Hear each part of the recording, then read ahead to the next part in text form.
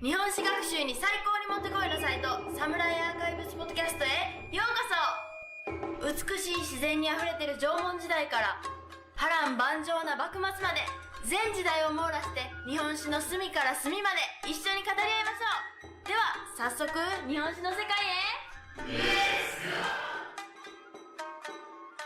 へ。Hey, welcome back to the Samurai Archives podcast. As always, this is Chris, your host, and today we're going to be talking about the interplay between Okinawa, Satsuma, and the Bakufu. As you may or may not know, Okinawa traded with and sent emissaries to Japan for about 150 years, give or take, before being invaded by Satsuma in 1609, so that's the topic for today. And we've talked about Okinawa before in some previous episodes, so if you need some background, we have those as well. And as always, special thanks to the patrons on Patreon for the support. And if you'd like to see what you can do to help out, please head over to patreon.com/samuraiarchives. Also, if you're listening on iTunes, how about a positive review? It'll take about a minute and it helps the visibility of the podcast. Alright, so let's get started. So my name's Travis Seifman. I've been on the podcast before, but not maybe in a while. And I'm right now finishing up my PhD in history at University of California, Santa Barbara.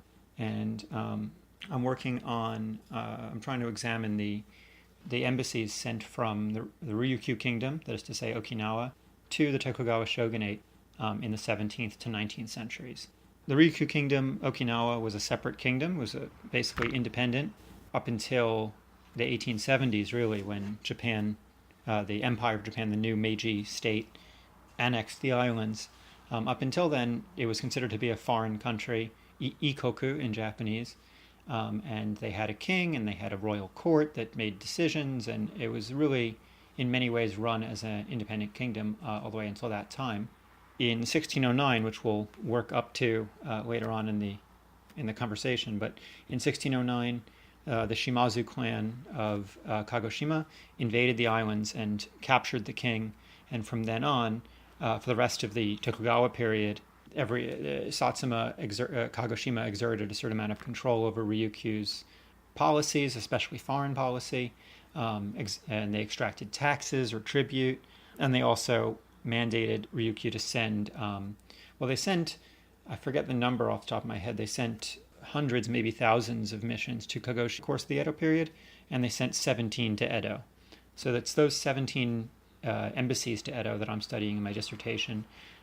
And in those embassies, they would send a group of about 100 Ryukyuan scholar officials, Confucian scholar officials, who would travel to Edo, bow before the shogun, pay him, bring him gifts from the king, and a formal letter from the king, reaffirming his allegiance, and so on and so forth. And so basically, I'm just trying to look at the way that these diplomatic rituals functioned as rituals, that it's not just, how do people say it? It's all just formalities, it's all just ceremonial, but to try to see how ritual functions as ritual to actually to reaffirm these political relationships. So have you come to any sort of conclusions as far as that's concerned? What function did it serve ritualistically, I guess? Yeah, I'm still working on what are my really big arguments, like what have I really found that really challenges the existing historiography.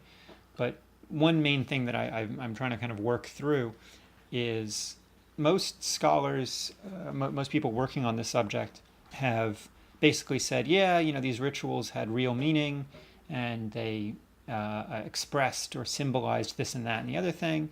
But we know that already, so let's move on and let's talk about the intricacies of the actual politics of the relationship. So I'm trying to kind of back up and say, wait a minute, let's actually look at this. And, it's a little bit hard to summarize, but there's a whole ton of points of looking at how the Ryukyu kingdom used Ming-style costume and Ming-style music and Ming-style decorative ornamental weapons, actually Qing-style ornamental weapons, to express that they were a civilized country in the Confucian sense, and that they're a sovereign kingdom whose sovereignty derives from and is recognized by Beijing. So I don't know if that makes sense. Yeah, well, I do remember in a previous podcast episode, which I can't remember the number off the top of my head, but they were also sending tributes to China as well as Japan. Was there a difference in how they did this, or was it the same type of thing where they would actually do processions into China? Yeah, so I think the difference is actually one place where I really might be able to make a real argument. I guess it's probably okay to talk about it on the podcast. It's not like that counts as publishing it ahead of time of publishing it, or I don't know. It's not if people don't really know it already, but yeah, basically, I mean, Ronald Tobey is the one. Ronald Tobey in his book "State and Diplomacy in Early Modern Japan," which I think was like 1984, maybe 1986. He's more or less the only person who's really talked about this in English before, and he draws out an argument about how the Tokugawa kind of appropriated or adapted Chinese rhetoric of the tribute system to basically say, basically try to construct a notion that Ryukyu and Korea were paying tribute to the Japanese shogun, and that therefore places the shogun as a center of authority, as a major figure that's recognized, whose authority is recognized even by foreign kingdoms, and like that. So, in a certain sense, he's really the shogunate is really appropriating and adapting and taking in this tributary system, or at least the rhetoric of it. But so what they're saying then is that because Ryukyu was sending missions to them and China, that puts them on an equal footing as China because they're kind of involved in that system? Yeah, I'm not sure whether or not they ever really talked about being on an equal footing per se, but certainly as a separate, trying to distance Japan from being subordinate to China in any way, and sort of saying the shogun is also a center of authority and virtue and so forth, and his authority and his virtue, his legitimacy, is recognized even by foreign lands.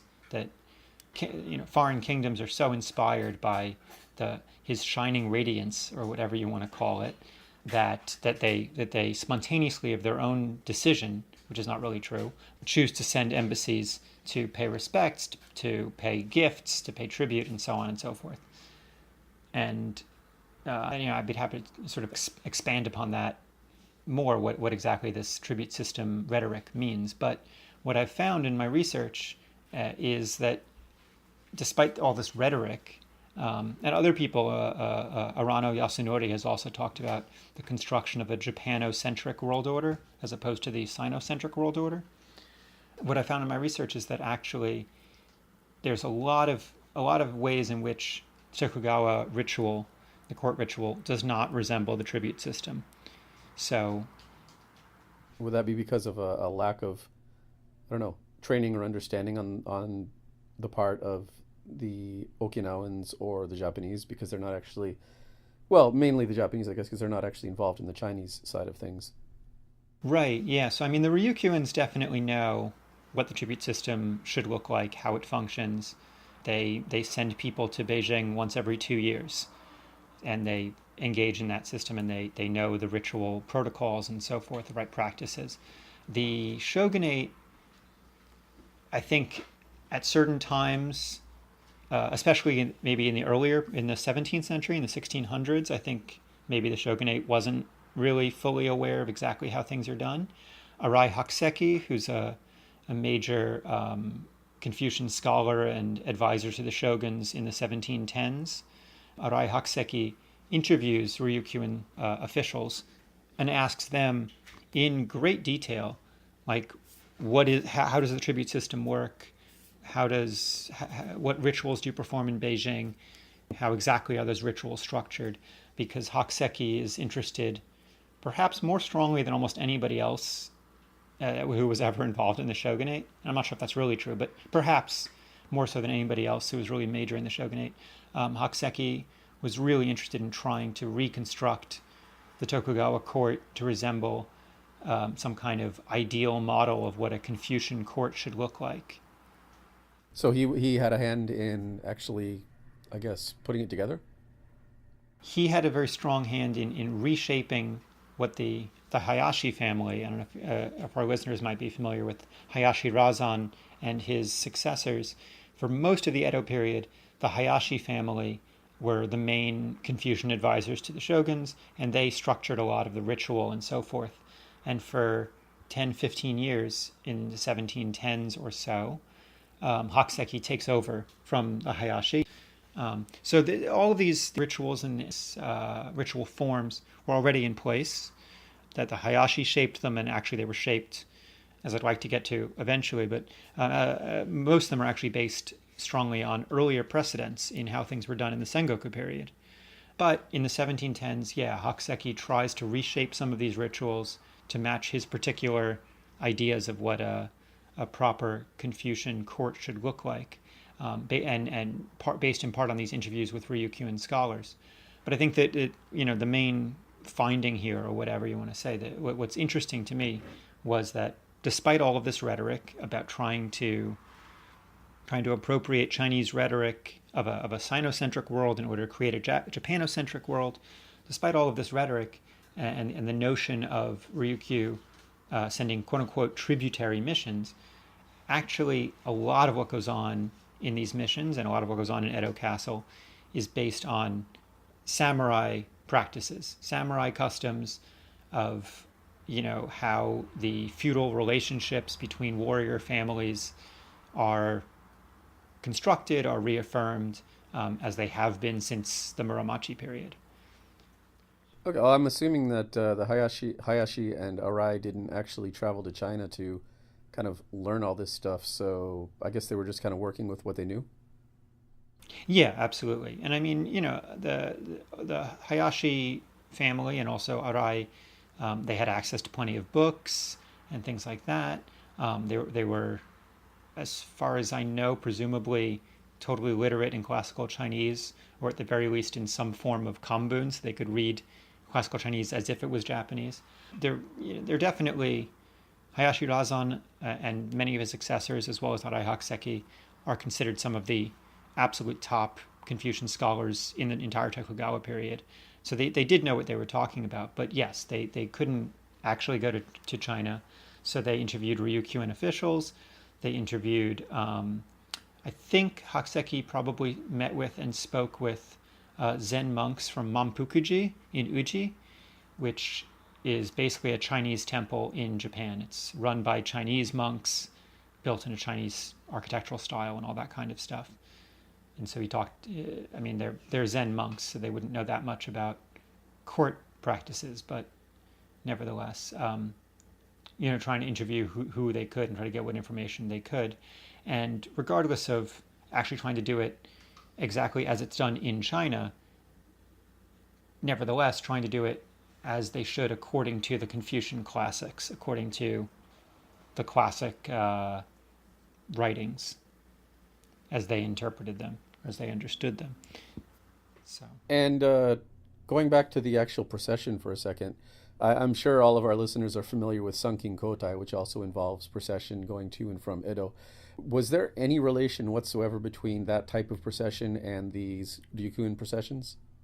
Absolutely. Yeah. So first of all, the Ryukyuan, I should mention, as I guess I kind of dropped in a little bit, but Korea is also sending very similar missions at the same time. And the Ryukyu, Korea is basically received as a foreign, 100% fully as a foreign kingdom, in various ways. They ride on their own ships, and they, I don't know, I don't want to get into all the details, but Korea is basically represented as a fully foreign kingdom, come to pay respects to the shogun, and they're escorted by samurai from Tsushima, just as a sort of, the lords of Tsushima are subordinate to both the shogun and to the king of Korea. So they sort of serve as vassals or whatever, and they kind of help escort the Korean missions as a service, as a what's the word? Sorry, as an embodiment of their service to their lords. With Ryukyu, it's a little bit reversed. The Ryukyuan processions are subsumed within processions of Satsuma samurai, who are escorting them as more in the sense of the Shimazu lords of Satsuma, the Shimazu lords of Kagoshima, being the lords over Ryukyu, and so kind of bringing them to see the shogun. Whereas the Korean missions heavily paid for and heavily organized by the shogunate and by Korea. Tsushima kind of doing the logistics. In the Ryukyuan missions, it's much more the Shimazu bringing the Ryukyuans to Edo, and the shogunate not really being quite as directly. They are involved in some fashion, but it's a little bit structured differently. So in any case, so there's that interest. There's that key difference, but then also the Ryukyuan processions, I think in a lot of ways they function very similarly to Sankin Kotai. There's important differences in how they look and what kind of music they play and things like that, but various scholars have described the Edo period as an age of processions. So there's a lot of different processions going on, and this is definitely one of them. So the average person on the street would have seen them as sort of being of a similar category, if you want to put it that way. So what was the actual procession route? Where did they leave from? Where did they arrive at? How did they get there? How did that whole process work? So for each of these 17 missions, the Ryukyuans, they went to Edo, almost every case they went to Edo only in order to congratulate a new shogun on becoming shogun, or to sort of express their gratitude to the shogun for recognizing a new king in Ryukyu. So that's why there's only 17 missions. It happens on those occasions. They would sail on Ryukyuan ships to Kagoshima. They would then hang out in Kagoshima for 3 to 6 months while they got ready in various ways. And they would take Kagoshima's ships, the Shimazu ships, around Kyushu, around the west and then north coast of Kyushu. So passing by Hirado and Hakata, and then entering into the inland sea via Shimonoseki, and continuing through the inland sea on Shimazu ships until they got to Osaka.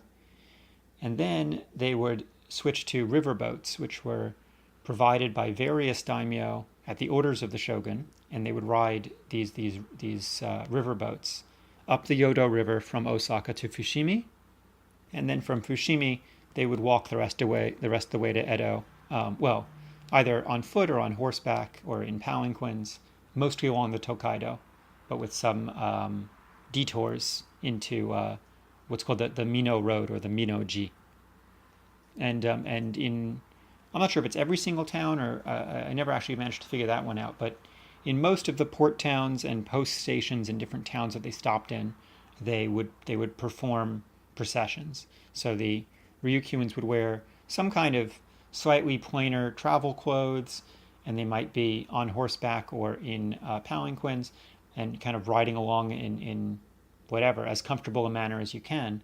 But then as soon as they were entering a new town, they would change clothing into sort of very nice, fancy clothing. And then certain members would get into really fancy sedan chairs or palanquins.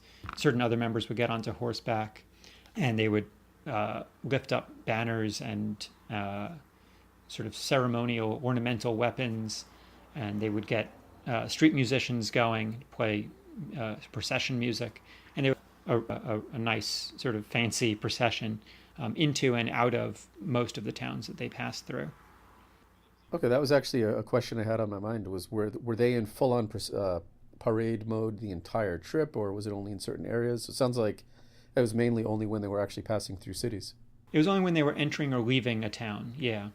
So at a lot of towns, they would be met at the entrance to the town by, and this is actually kind of similar to how Sankin Kotai worked also. They would be met near the entrance to the town by a village, by the village headman or somebody like that, maybe a regional daikon appointed by the shogunate, somebody like that, and then they would process formally into town all the way from the entrance to the town. They would process down the main street to the honjin, which is like a honjin is like a special lodging, a special inn set aside for especially elite visitors. And they would process all the way into the honjin, and then I guess change back into slightly more normal, more normal clothing. So for the most part, I suppose the actual residents of the town would never see them in more normal clothing. Um, but yeah, they processed only into and out of the town, and in between they could relax a little bit, I guess. And then, as far as the Sankin Kotai processions, were they basically handled in a similar manner? Yeah, so Sankin Kotai processions were handled somewhat similarly. They would also be met at the outskirts of a town by somebody, depending on the town, depending on all kinds of things. It could be a village headman, could be a local daikon. If that daimyo has a particular relationship with the daimyo of that region, then they might get met by somebody a little bit more senior, like a karo, a house elder, under the daimyo. In very, I, I think I read about at least one occasion where the daimyo himself came and met visiting daimyo at the outskirts of a town, and it wasn't even the main castle town of that domain. It was some other town. But anyway, they would meet them at the outskirts of the town, and then they would sort of get up into proper procession mode. They would gyoretsu o tateru, as they say in Japanese, and process more properly into the town. Now, some of the key differences between the processions are that in the Ryukyuan processions generally tend to be very, very colorful. A lot of what the Ryukyuans are carrying or various accoutrements that they have are lacquered in red and then with sort of gilded accents. So it's a lot of red and gold. And their Ryukyuan court robes, some of the members of the mission would be wearing extremely colorful, extremely ornate court robes. And they had this kind of Ming Qing style processional music, which involved a lot of horns and trumpets and things like this, and drums and gongs. Whereas in the Sankin Kotai processions, for the most part, it's much duller colors. I think I'm not sure whether the E clan of Hikone might have still worn red all the time, like they did that they're known for in the Sengoku period.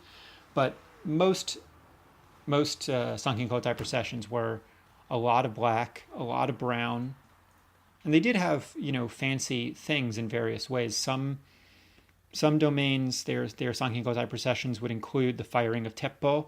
The Lords of Tosa raised these special kinds of chickens that had exceptionally long tail feathers, and they would put these tail feathers on their spears and stuff to make it look extra fancy, and things like that. A very limited number of daimyo were permitted by the shogunate to use tiger skin on their saddle covers. So there were various elements of sort of fanciness, but for the most part, it was a lot of black and brown. It was still fancy in a certain sense. It's definitely showing their elite status, but it's very different from the red and gold of the Ryukyuan missions. And then the Sankin Kotai processions also did not have any music. They did not perform parade music. So do you think in a way, I'm assuming this is probably the case, but do you think in a way the shogunate was using the Okinawans as a way of saying, like, hey, look, townspeople, look, city dwellers, look, everyone, we've got a kingdom that comes and pays fealty to us? Precisely, exactly. And simultaneously, the Shimazu are saying, we've got a foreign kingdom that's under our control, and we're bringing them to pay respects to the shogun. We're the only samurai clan, the only daimyo clan that claims a foreign kingdom. Do you know, or do you think that there might have been some kind of conflict between the shogunate and the Shimazu as far as, like, we're the shogunate, we should have direct control, domainal control over the Ryukyuan kingdom, whereas the Shimazu obviously wants to keep that for themselves. Was there any sort of push and pull there? It's interesting, actually. There was definitely a lot of tension between the Shimazu and the Tokugawa just in general. And I mean, I don't really know the full truth of it. It's very easy to imagine. It's very easy to imagine backwards from Bakumatsu and imagine that the Shimazu had always, resented and whatever, and struggled against Tokugawa authority. But so I'm not really positive the precise details of what tension there was across the whole period and how exactly that was manifested. But Robert Hellier's book, Defining Engagement, he talks in detail about sort of the evolution of Tokugawa attempts, or shogunate attempts, to gain greater control over specifically the economic benefits and the commercial benefits. And so I apologize, I forget the dates, but I guess probably over the course of the 18th century, the shogunate makes various efforts to... Number one, the shogunate is concerned about the Shimazu or anybody else gaining too much wealth, too much power, too much sort of independent ability to have wealth and power, right? And the shogunate's also worried about its own finances.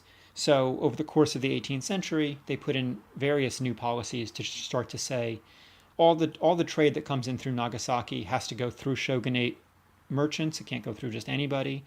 And various things that Tsushima and Satsuma are doing also is limited in this way and that way. The Shimazu can't sell certain kinds of textiles at Osaka anymore, and they can't sell more than X amount of gold worth of textiles each year, and I don't know, various different kinds of limits on how much commercial activity, how much commercial benefit the Shimazu could get directly out of the Ryukyu relationship.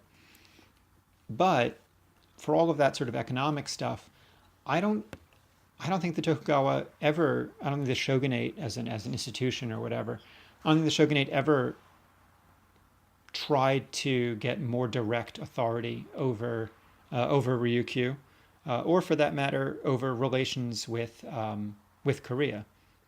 So the Shimazu and the So clan of Tsushima both had sort of long-standing special privileges, special position. They had a long history of being the main clans that interacted with these two kingdoms. And I think the shogunate, number one, recognized that if they tried to change things too dramatically, then Ryukyu and Korea would get upset. And secondly, I think they just didn't want to bother. I think it's a lot of bother trying to manage those relations. And so they delegated it out. Yeah, that's actually what as you were talking, I was starting to think that was probably the case, especially back then, is that they get the benefit without having to put in the work. So I guess it is a win-win for them. Yeah, in a certain sense. And I think there's something there's something about the way that Tokugawa era politics worked, that a lot of things were delegated out, and like that was okay. That was just part of how the system worked. Tokugawa themselves, the shogunate themselves, only controlled X percentage of the land of Japan, and the daimyo controlled, X percentage. And the shogunate didn't really attempt to exert its authority more deeply into those daimyo domains in a lot of ways. And even within the territories that the shogunate did control directly, like Edo, even within the city of Edo, they didn't necessarily try to enforce their own laws all that strictly all the time and things like this. So I think there's sort of layers or levels of delegation that are just kind of built into how politics are done at that time. There is one interesting, I might as well just mention it as kind of an exception or whatever you want to say. Well, two actually that come to mind.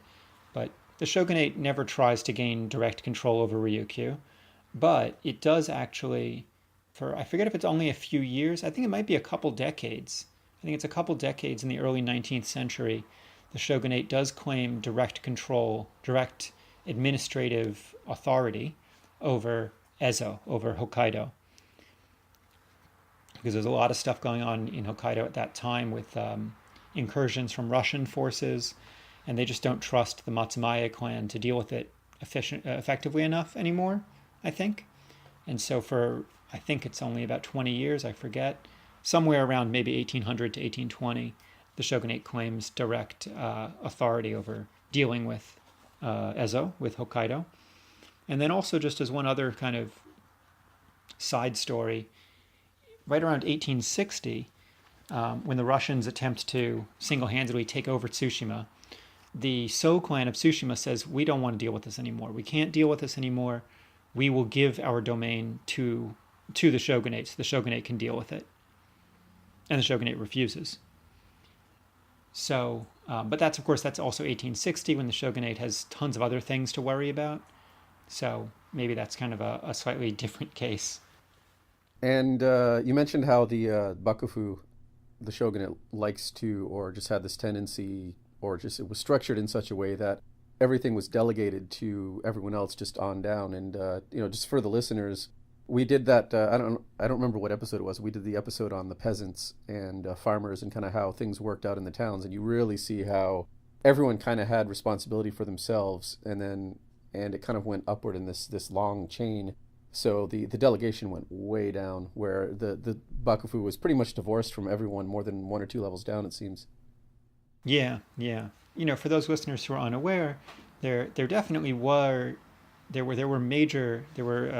significant territories that the shogunate claimed direct authority over, so that there would not be any daimyo that had control over the trade at Nagasaki, the cities of Nara, Kyoto, and Edo, and Osaka, I think, as well, and the gold mines at Sado, and a few other places like that. So there are places where the shogunate is saying, we want to have direct authority over this, because if any daimyo has Kyoto or has the gold mines, we're going to be in trouble. But yes, for the most part, in a lot of other respects, it's a lot of layers of delegation. So just so I can bracket this in my mind and maybe help out the listeners, what year was the first procession and what year was the last procession, if you happen to have that information on hand? Oh, I do, yeah. So actually, that brings us to a whole other interesting thing, if you want to get into it, if you don't mind getting into it. But I would say that, and I'm going to say in my dissertation, that there were 17 missions that went to Edo from 1644 till 1850. And this is interesting because even though the Korean missions have received a lot more attention for various reasons, the Korean missions actually end. The last Korean mission to Edo is 1764, and there's one more official mission from Korea to Tsushima in 1811, but otherwise, nobody in Edo, nobody in mainland Japan, sees a Korean embassy in the flesh all the way from 1764 until, I don't know, I presume sometime in the Meiji period, maybe even later. So anyways, there are 17 missions from 1644 until 1850, which go to Edo. But the Ryukyu missions, and maybe this is getting too technical, but most scholarship on the Ryukyu missions says that they say there were 18 missions, including one in 1634, which met with Tokugawa Iemitsu in Kyoto. And I recently read a very, very recent journal article by a guy named Kido Hironari, who argues very compellingly, I think, that the 1634 mission should not be counted in this particular sort of phenomenon of the embassies, because it was actually in 1644, the first mission to Edo, was the first time that the shogunate, the Shimazu, or that any of the three of them, the shogunate, the Shimazu, or Ryukyu, really thought about these as an ongoing, regular process that was going to continue to happen, and that we should plan for what the standard practices should be. So, just to give a little bit of background to that, as I said, the Shimazu invaded the kingdom, invaded Ryukyu in 1609. They sent about 3,000 warriors. They took over the islands over the course of a few weeks, maybe it was a few months, very, very easily, very quickly. And they kidnapped the king and I don't remember, maybe about 100 members of his court. And in 1610, they forced them to sign all kinds of oaths and like this, but they let the king go back and let the kingdom be independent for various reasons. But a lot of the actual kind of rituals around how the king paid his respects to the Shimazu and to Tokugawa Ieyasu and Hidetada at that time in 1610, the way he bowed, the way he entered the audience, all the kinds of gifts that he gave, a lot of aspects of the rituals were based on earlier embassies to Kagoshima and to Muromachi. And so it's kind of standard practices that they're repeating.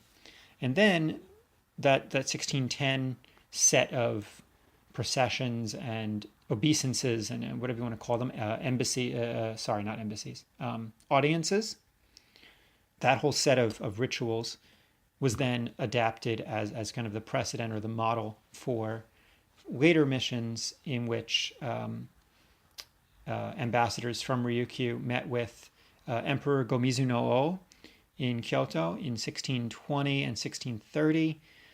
They met with Tokugawa Iemitsu in 1634. And I think there's one additional one that's like almost never talked about, where they also went to Kyoto in 1636 or something like that. But all of these were kind of one-off events, kind of conducted for this reason or that reason, to congratulate somebody or not, or, kind of for this reason or that reason. And it was only from 1644, actually, that these three parties started to think of these Ryukyuan embassies to Edo as being something that should be regularly performed as a regular ritual obligation on certain set occasions.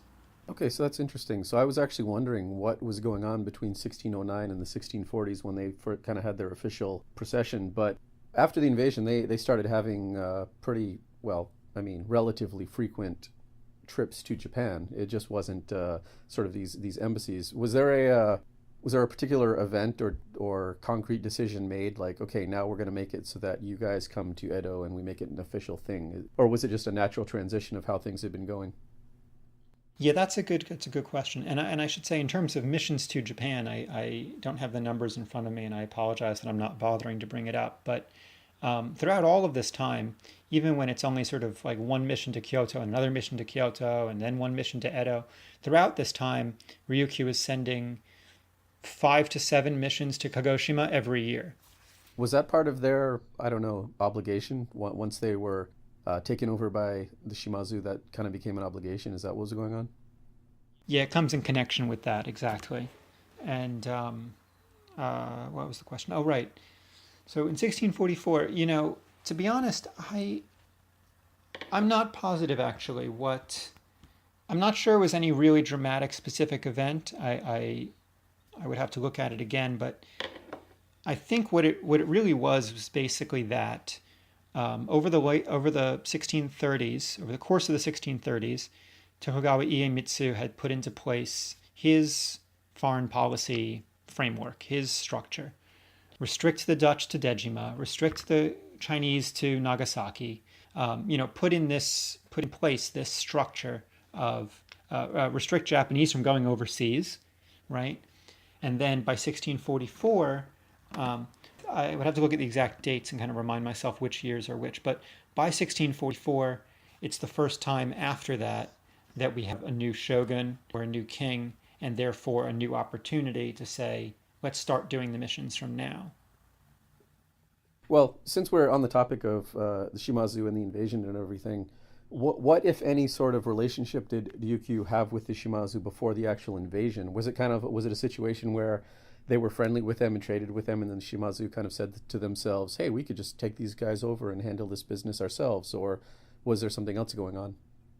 Yeah, that's really interesting, actually. So going back before the Edo period, I recently read a book called Ryukyu Okoku to Sengoku Daimyo, so the Ryukyu Kingdom and Sengoku Daimyo, by a professor named Kuroshima Satoru.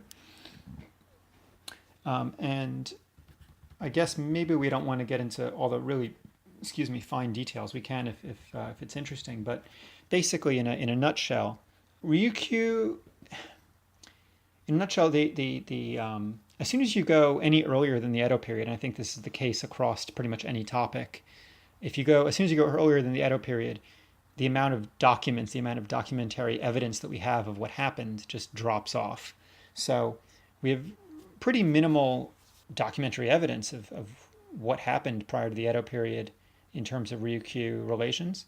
But we have sort of mentions here and there, one or two bits and pieces.